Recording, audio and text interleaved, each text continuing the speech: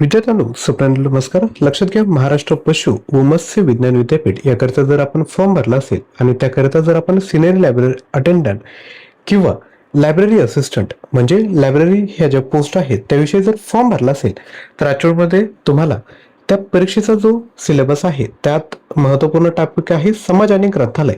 यावर आधारित आपण आज प्रश्न बघणार आहोत. व्हिडिओ काळजीपूर्वक बघा. आजच्या व्हिडिओतून नक्की तुम्हाला या ठिकाणी फायदा होणार आहे.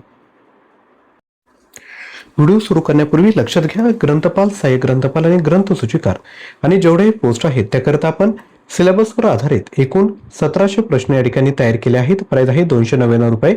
या सिलेबसमध्ये तुम्हाला PDF फाईल तसेच 61 ऑनलाईन टेस्ट देखील मी तुम्हाला देत आहे. याकरता ॲप्लिकेशन डाउनलोड करा आणि हा कोर्स परचेस करा. लिंक डिस्क्रिप्शन बॉक्समध्ये दिली आहे. हा तर झाला टेक्निकलचा पोर्शन. तसेच नॉन टेक्निकलचे 18,000 प्रश्न आपल्याकडे उपलब्ध आहेत. प्राइस आहे 499.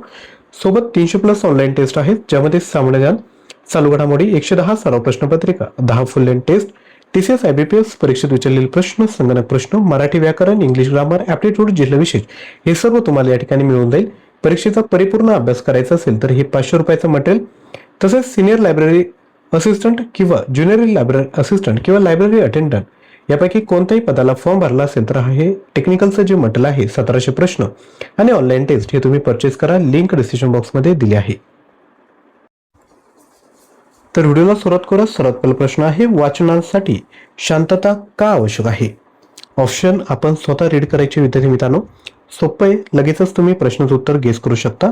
वाचनासाठी शांतता आवश्यक आहे कारण की ऑप्शन बी, अभ्यासात एकाग्रता येण्यासाठी. पुढील प्रश्न, ग्रंथालय शिक्षण कोणत्या क्षेत्राशी संबंधित आहे? याचं योग्य उत्तर आहे ऑप्शन बी, शैक्षणिक. पुढील प्रश्न, वाचन हे जीवन आहे ही संकल्पना कोणत्या सेवेशी संबंधित आहे? तर याचं योग्य उत्तर आहे ऑप्शन बी, ग्रंथालय. पुढील प्रश्न, ग्रंथालयात पुस्तकांचे वर्गीकरण का केले जाते? तर याचं योग्य उत्तर आहे ऑप्शन ए, शोधणे सोपे जावे म्हणून. पुढील प्रश्न, खालीलपैकी कोणती गोष्ट वाचनालयात करू नये? याचं योग्य उत्तर आहे ऑप्शन सी, आरडाओरड करणं हे काय वाचनालयात केलं नाही पाहिजे. वाचन करा, शांत बसा किंवा पुस्तके परत करा. पुस्तके त्यातून पुस्तके घ्या, परंतु आरडाओरड करणे हे वाचनालयात करू नये. पुढील प्रश्न, ग्रंथालयाचे मुख्य कार्य काय असते? जो ग्रंथपाल असतो त्याचं मुख्य कार्य काय आहे? तर ऑप्शन सी, ग्रंथालयाचं व्यवस्थापन करणे. पुढील प्रश्न, ग्रंथालयातील पुस्तकांचे रजिस्टर काय सांगते? तर ग्रंथालयात जे पुस्तकांचं रजिस्टर असतं ते काय सांगतं? तर ऑप्शन बी, कोणते पुस्तक कोणाकडे आहे याविषयी माहिती देतं. पुढील प्रश्न, खालीलपैकी कोणता ग्रंथालय विज्ञानाचा नियम नाही?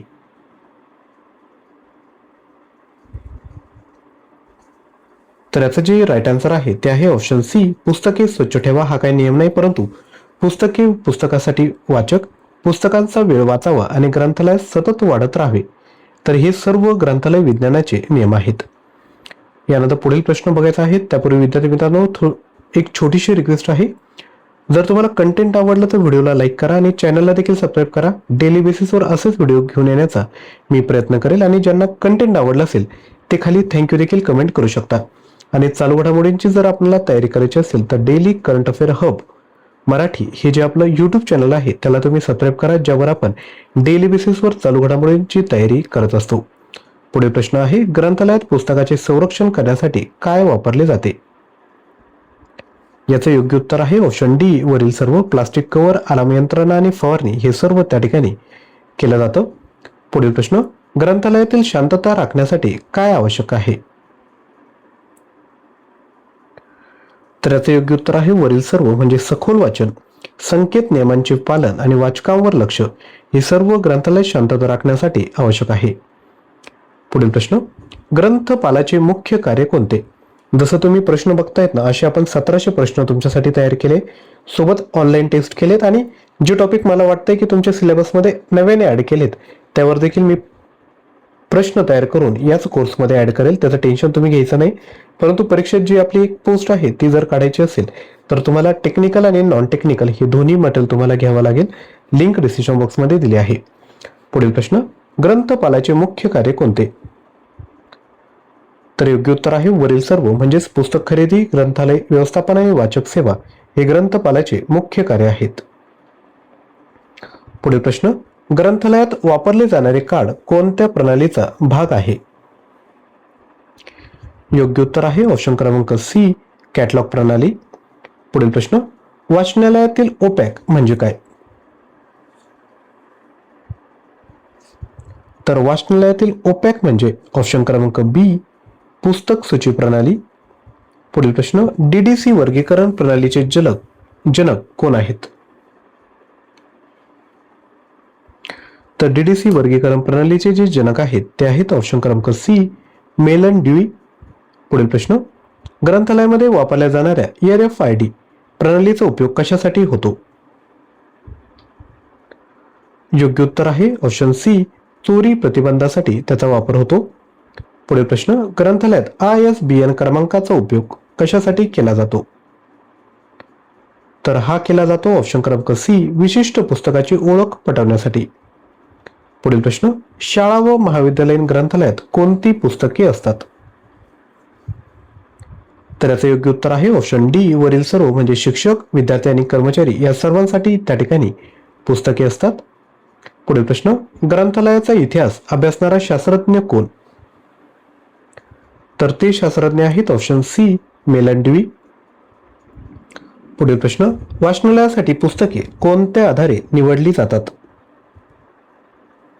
योग्य उत्तर आहे ऑप्शन डी, वरील सर्व, म्हणजे वाचकांची गरज, अभ्यासक्रम आणि शैक्षणिक मूल्य यांच्या आधारे वाचनालयातील पुस्तके निवडली जातात. पुढील प्रश्न, ग्रंथालयात पुस्तक नकाशा म्हणजे काय? तर याचे योग्य उत्तर आहे ऑप्शन बी, पुस्तकांचे स्थान दाखवणारी यादी. पुढील प्रश्न, कोणती संस्था भारतातील ग्रंथालय विषयक धोरण ठरवते? याचे योग्य उत्तर आहे ऑप्शन सी, ग्रंथालय संचालनालय. पुढील प्रश्न, ग्रंथालय सेवेसाठी कोणत्या सॉफ्टवेअरचा वापर केला जातो? योग्य उत्तर आहे ऑप्शन क्रमांक सी, कोहा. पुढील प्रश्न, ग्रंथालयातील वाचन खोल म्हणजे काय? याचे योग्य उत्तर आहे ऑप्शन सी, जिथे वाचक वाचन करतात. पुढील प्रश्न, वाचन प्रेरणा वाढवण्यासाठी कोणती योजना उपयुक्त आहे? योग्य उत्तर आहे ऑप्शन क्रमांक सी, ग्रंथयात्रा. पुढील प्रश्न, कोणता ग्रंथालय प्रकार केवळ संशोधनासाठी वापरला जातो? योग्य उत्तर आहे ऑप्शन सी, संशोधन ग्रंथालय. पुढील प्रश्न, पुस्तकांचे वर्गीकरण कोणत्या क्रमाने होते? आकड्यांच्या, वर्णमालेच्या विभागानुसार की वरील सर्व? तर हा तुमच्यासाठी होमवर्क आहे. या प्रश्नाचं उत्तर खाली कमेंट करायचं आहे.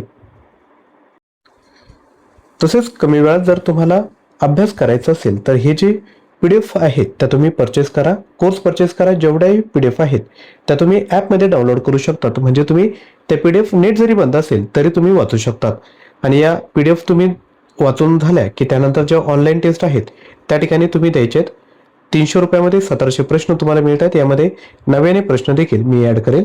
तसेच नॉन टेक्निकल परीक्षेत तुम्हाला टेक्निकल आणि नॉन टेक्निकल दोन्ही प्रश्न विचारले जाणार आहे. नॉन टेक्निकल सामान्य ज्ञान, मराठी, इंग्लिश आणि ॲप्टिट्यूड याचं देखील मटेरियल आहे. प्राइस आहे 499 आणि 8000 प्रश्न आहेत. 300 ऑनलाईन टेस्ट आहेत.